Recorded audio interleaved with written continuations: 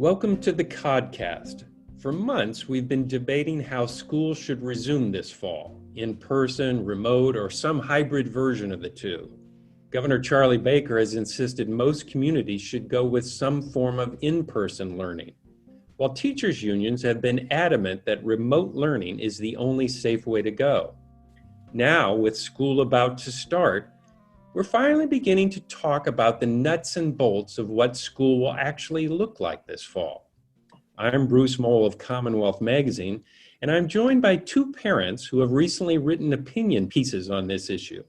Jack Chang is the father of two teenagers from Newton, who teaches adults at the Clemente course in the humanities in Dorchester. And Keri Rodrigues is a Somerville mother of three sons, who is the founder and CEO of Massachusetts Parents United. Welcome to both of you. Thanks for having us. Keri, can you set the stage for us a little bit? Give us a sense of what's going on right now at school systems across the state. Well, from the parent perspective, this has been a really long summer. And frankly, a lot of us have had to scramble to figure out how to keep our kids occupied pretty much on our own. So we kind of are coming back to school hoping that there's been extensive planning from a student perspective and a family perspective to really provide us with support, some really specific ideas about what remote instruction is going to look like. And frankly, we're a little bit nervous because from where we sit, there are still a lot of broad generalities being presented about planning to plan and not a lot of specificity around what this is going to really look like from the child perspective. I'll tell you what it looks like for me as a Somerville parent of three little boys, and my kids are going into second grade, third grade, and seventh grade. So we've got a couple of Chromebooks. Last night, and today that we're recording, it's the very first week of September. Our school is starting 2 weeks from today. Last night there was kind of a synopsis of what school might look like, but it's still very general, about 2 to 3 hours of instruction and school time, but really no schedule, no information about really what time spent on learning is going to look like, some broad generalities around morning meeting and us all doing kind of a check-in to see how we're feeling, but not really a lot of information about what my kids are going to be learning literally during the remote learning section of the day, what the expectations are going to be on not just them, but me as a parent to facilitate this remote learning. So once again, it feels like there's a lot of chaos. There are not really any specific plans. And frankly, 2 weeks out, I've got to know what home is going to look like, what work is going to look like. It's a lot for parents and families right now. Jack, what are you seeing in Newton? People are very engaged, let's put it that way. A recent school committee meeting that was online had 2,000 visitors. Usually, less than a dozen people show up at school committee meetings. So it's the talk of the town. It's what everyone talks about, on the street. All the neighbors are talking about it on the blogs. And there's a lot of conflicting information. Like Keri, there's just a lack of information. And so everyone is speculating. There's a lot of rumors. My kids are both high schoolers. And they don't know what school's going to be like, and they're frustrated. So maybe Keri, go back to you for this one. What, as someone who you both have sort of grappled with what this should look like, what did it look like at the end of last year, and what do you think it should look like at the beginning of this year? So for us, the spring was a disaster. My middle child, who was in second grade at the time, his teacher just disappeared for about 6 weeks. We didn't hear from her. There was no engagement on Google Classroom. It wasn't until I sent an email to the principal of the school saying, hey, Miles hasn't heard from his teacher that we got a substitute teacher, and then suddenly the teacher reappeared. And then at the end of the year, it just kind of petered out. And I was sent home this report card that gave my Miles the lowest grade he's ever received in his entire academic career. It was so bad, I didn't even show him the report card because it would have so undermined his confidence and his identity as a smart kid that I thought it would have actually done him harm.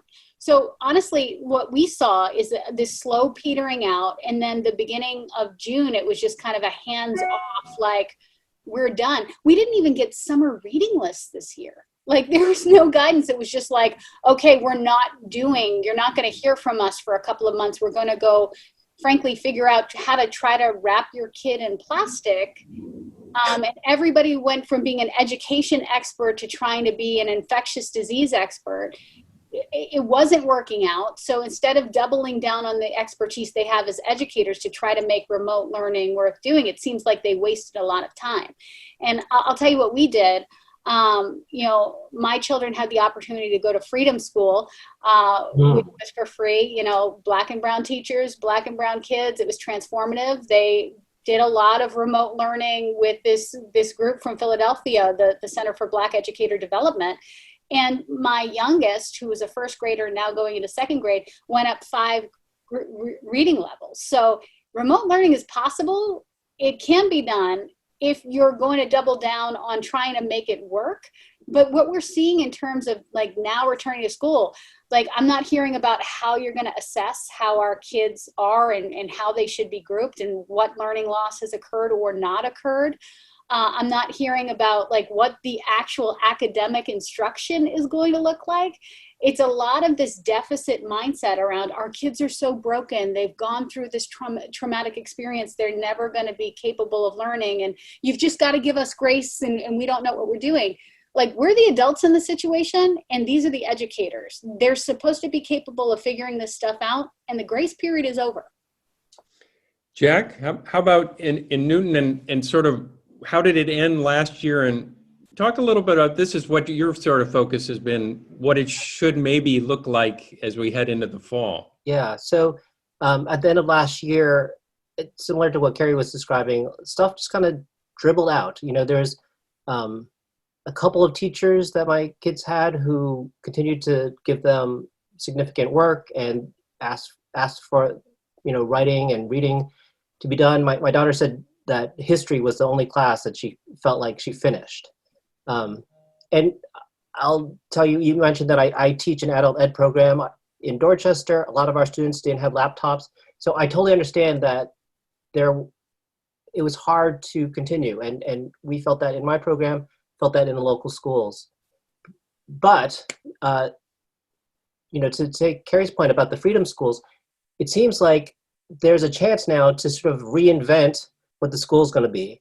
And I think one major problem that everyone had was everyone kind of was hoping this would all be over. I mean, it's natural, it's all wishful thinking, but if we had really, bet money on it in June, I would have bet that it's going to be remote all year long. And lots of schools are saying that they're going to reassess, maybe they'll go from remote to hybrid. I don't believe that's going to happen. So let's make it the best remote learning possible. Let's have some activities at school where kids can do socially distanced socializing, arts programs, make giant sidewalk murals, with arts classes, have photography teachers teach kids how to make the best selfies, have environmental studies teachers take the kids through the woods, get the PE teachers just to get kids jogging around the track or whatever, and mix that up with great Zoom learning. My son took a summer class over Zoom, and I asked him what the best part was, and he said, they got great guest lecturers. That's the great thing about Zoom. You could get someone from Australia who's a specialist in whatever, lizards, and have them talk in your biology class. So I think there's what I see missing is that sense of creativity and just exploring how far we can go with this new model that we've got. So your model or your talk of thinking outside the box involves some in-person activities during the week, as well as a lot. It sort of sounds like the core education requirements might be by Zoom concentrated during a couple days of the week or something like that. Yeah, I mean, I'm not an education expert, but I do sort of feel like, I understand we need a certain number of hours of math to understand math. I mean, I certainly do, but so much of learning is this social developmental part of it. I am glad that our guidance counselors I hear them emphasizing that they're looking for signs of depression, that they realize that, for my kids, 16, 17-year-old kids, they should not be at home all the time. This is the time they should be hanging out with their friends and exploring the world. And so, yeah, I do think we do have to have some sort of model. The hybrid model is crazy. I was texting with someone earlier today, and they said, she put it this way: her son will be in a hybrid model. He'll be going to school for 8 half days a month. When you put it that way, like, that's nothing. So crazy.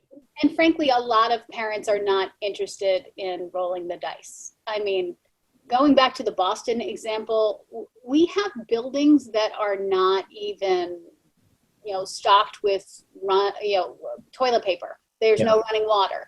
You can't drink from the water fountains.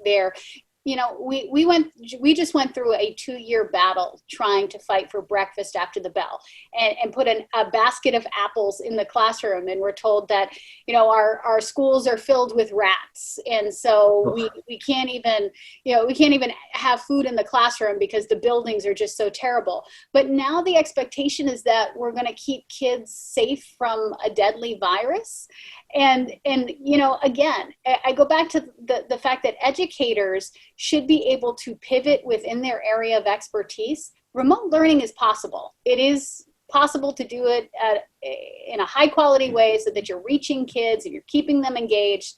But this has become so highly politicized that now it's become a standoff. We must keep the schools closed. We cannot have high quality remote learning because it's just so hard to do.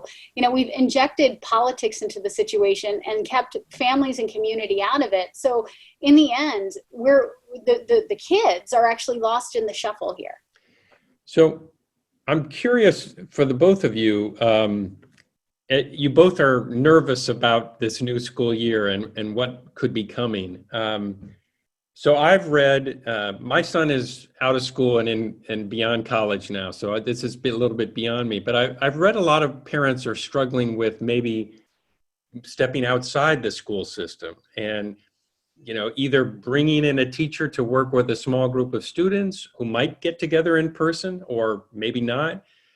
In other words, sort of parents are maybe freelancing. It's often shorthanded with pods, setting up pods. Has this crossed your mind, and how do you feel about that? So this is actually something that we're doing in our own home. So we will have 6 kids from 3 families, 1 white, 1 Latino, 1 low income, 4 IEPs. We have hired a special ed paraprofessional to help run and facilitate our remote learning with the district. We're also layering in some additional curriculum that we have curated ourselves.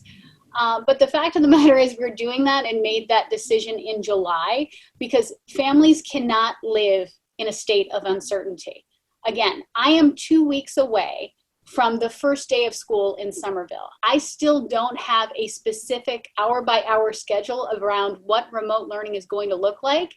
When my child is expected to be on Zoom, I don't even know who my kids' teachers are going to be. And frankly, they don't know my kids either. I just spent 6 months with my children. I have a lot of information I'd like to tell their teachers about who they are and how they learn and what they're capable of.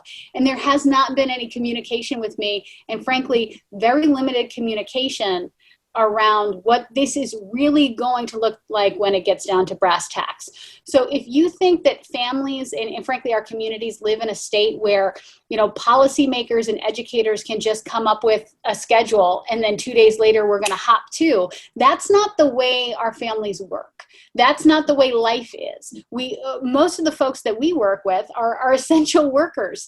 They have a schedule that requires them to be outside the home and doing the critical functions things that keep our economy going right now. So the idea that suddenly you're just going to throw a policy at them or throw a schedule at them and they're going to be able to jump, it's not going to work. This idea of pandemic pods, though, and the idea that resource sharing is something that's new, kind of makes us laugh a little bit, because resource sharing is how poor Black and brown folks have survived in pre-COVID times. We're going to do what we need to do for our kids, but the idea, I mean, it's the arrogance that, we don't have to tell you what this is going to look like or what you should expect. Just be ready to expect it. Like, it's crazy. Jack, how about you? Yeah, so I'll just jump on a couple things that Keri said. We also don't have our schedules yet, but high school is obviously a lot different, and the scheduling is a lot crazier because it's not just blocked out, and so it's a little bit more understandable. I do have one plea for any high school superintendents out there. It seems like this an easy win. The one win we could do is we could start high school times later. Everyone knows that the psychologists, all the child developmental psychologists tell us high schools should not start before 8:30. If it's on Zoom, if no one's going to the school anyway, there's no sports teams to schedule, let's just start school at 9 and just be done with it. So that's one thing. The second thing, you're asking about pods. I'm at the point where there's a couple things that I know that I could help my kids with, but math, science, they're beyond me. So we are looking at pods, but at a social level for our kids. We're not looking to bring in any teachers or anything, but I can't imagine them sitting alone or with their one sibling for another 6 months. So we're asking them to try and, set up an immunity pod with another family so that they could have a friend who they can at least sit at the same table with and study with, even if they're doing different classes at the same time. And Keri, you have a younger child. The governor has made a point of saying that younger children in kindergarten through third grade maybe really need hands-on in-person learning. That was his big pitch for why, if anyone needs to go back, that's who needs to go back. What do you think of that? You said your youngest is going into the second grade, so you're right in that ballpark. I've got a second and a third grader here.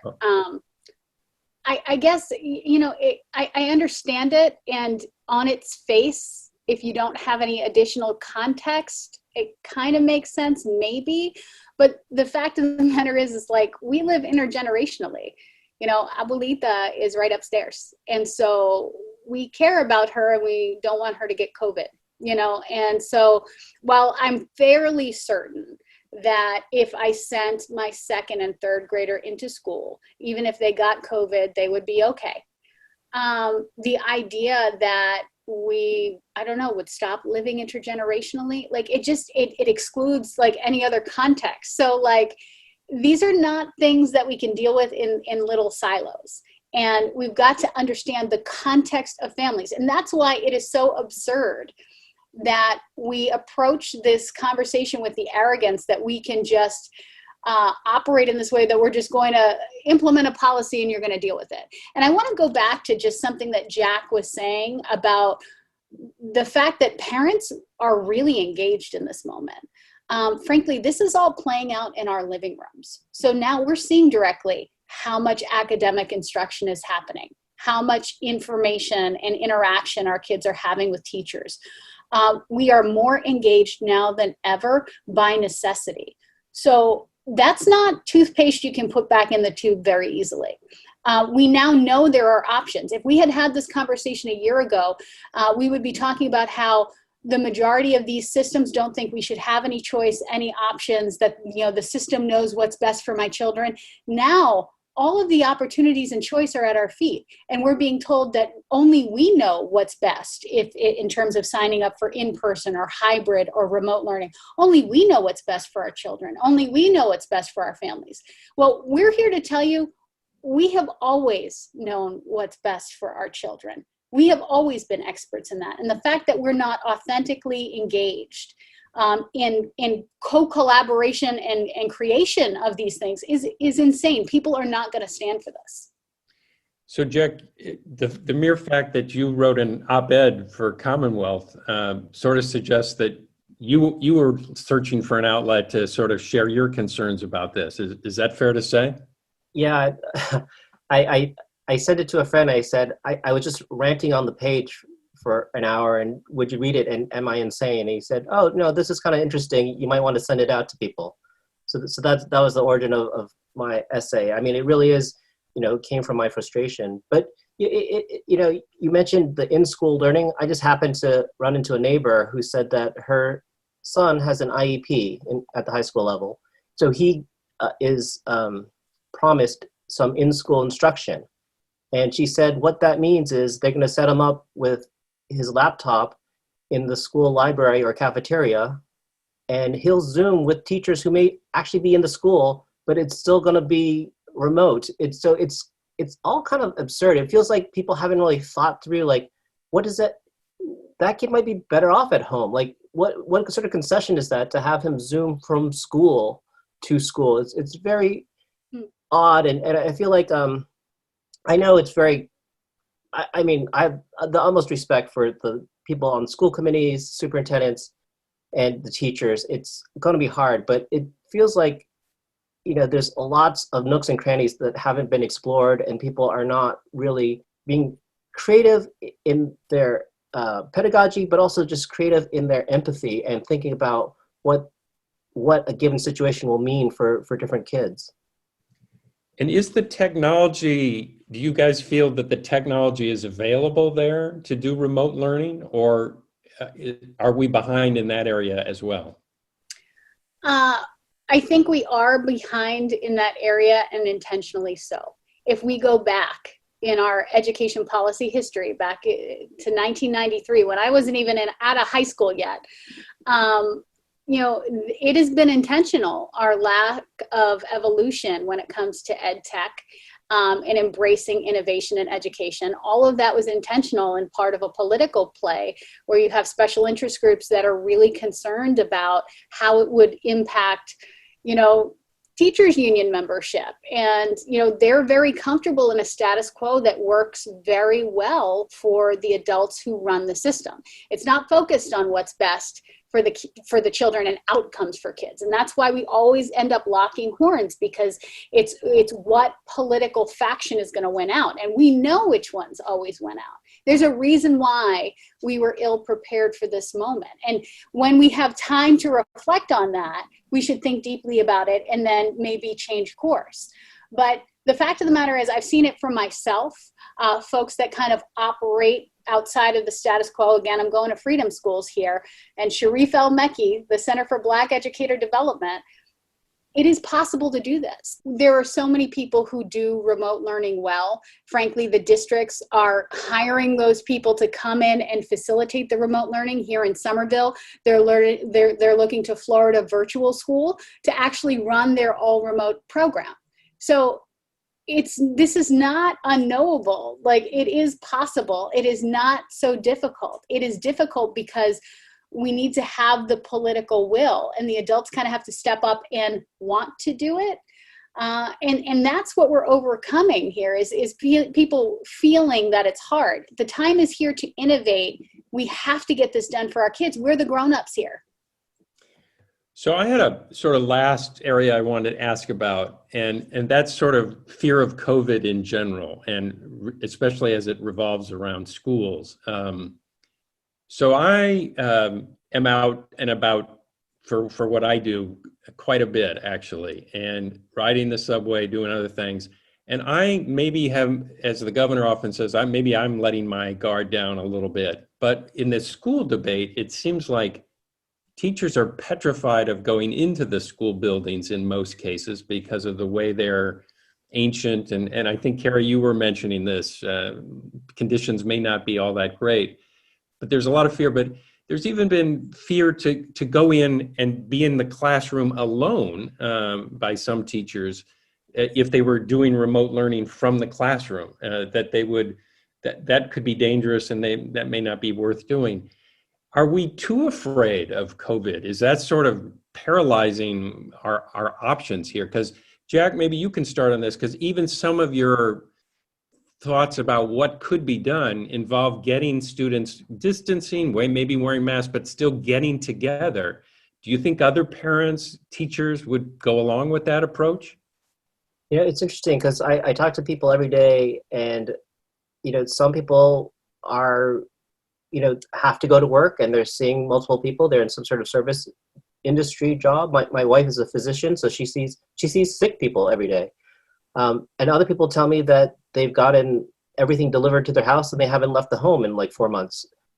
So there's a huge range, and it's really hard to sort of say someone is being too cautious or too risky, because you don't know what their physical health is. And as Keri said, people have different sort of family situations, and there may be older folks in the home or that people are caretaking. I personally, like, as someone with a physician in our household, we have some friends who want to socialize with us, but I know that they take care of their grandmother, and I'm actually more scared of giving them COVID than getting it myself. But that's, I guess it's kind of a personal choice for everyone. I don't understand everyone's decisions, but that's because I don't know everyone's situation. For me, this is where the politics comes into it. We're throwing science out the window. You don't get COVID from being in an empty classroom. You get it from being too close to people and not socially distancing and the transfer of a virus. I actually would support having educators in classrooms where they can socially distance and be responsible, and make sure that they're collaborating with other educators who are doing similar work. And frankly, there's some accountability to make sure that education is actually being delivered, because I have a lot of questions around that.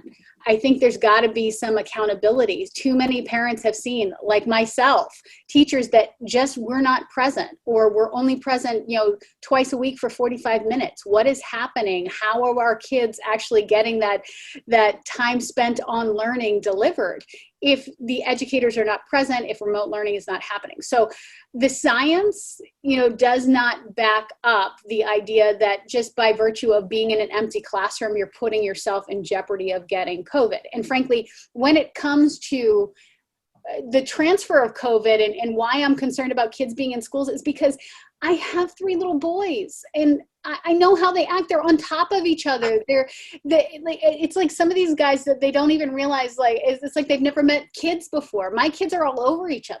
I worry about COVID transfer because they're not going to socially distance. They're not going to keep masks on. Educators are. They're going to socially distance. And frankly, the buildings are not going to be populated. I'd like to see them interacting with their colleagues, interacting with the principals, so that we are all on the same page when it comes to remote learning, and what we're actually doing is worth doing. Yeah. And Jack, last question for the two of you. In your think outside the box proposal, walk us through it briefly. About, you were talking about maybe having, is it 2 days? Like if it's, you're teaching math, how much time, I guess what I'm trying to get is, how much time would a student be listening to or interacting with a teacher?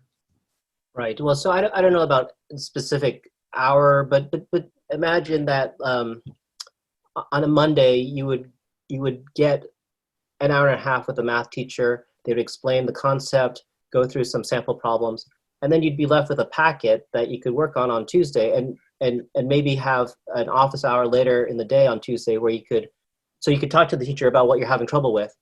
And then, I think that for humanities, it's slightly different, where maybe you read 3 chapters of a novel on the Monday on your own, and then on Tuesday you get together and talk about it. And, part of my crazy proposal was that opens up, I was going to do Monday, Tuesday, Thursday, and Friday, and open up Wednesday for just the super creative, come to campus, or, meet somewhere downtown, walk through and talk about the history of our town, talk about architectural styles, take an art class to a garden and sketch trees. There's so many different things that we could be doing if we sort of rethink, if we're not trying to make a bad copy of the status quo, but instead, as Keri said, be innovative and make a whole new thing. And I think I said in my piece, like, if it crashes and burns, the worst thing that can happen is our high school students will have something to write their college essays about. So Keri, you, in your article, you mentioned that the current discussion is maybe 2 hours of direct student interaction a week, which seemed astonishing to me that it would be that little. Is that still what you're hearing? Yes. And frankly, that's all I have to go on is kind of rumor and conjecture because we don't have the plans. Again, we are into September. It's 2 weeks away from the start of school and I don't know what to expect. And the idea that, like, frankly, I have to make a decision between hybrid and remote without even knowing what hybrid or remote actually means is crazy. But I will tell you this, time spent on learning and structured learning time are regulated by statute. And we have a constitutional amendment in the Commonwealth of Massachusetts for access to a high quality education. Those are actionable, and we're going to be holding these districts and the Department of Elementary and Secondary Education accountable for these statutes, for these requirements. You know, these things were not waived because we're in the middle of a pandemic. There's been no changes to it. So all of these MOUs that have been negotiated between districts and unions around how much time they want to engage in remote learning, it's all subject to whether or not it's fulfilling these statutes right now. That's going to be actionable. There are parents across the Commonwealth that are looking very critically at whether or not they're getting what they deserve. And if we're not, we'll see you in court. Well, on that note, we'll close. Keri Rodrigues and Jack Chang, thank you very much for joining us today. And to our listeners, we'll see you again next week. Thanks. Thanks for having us.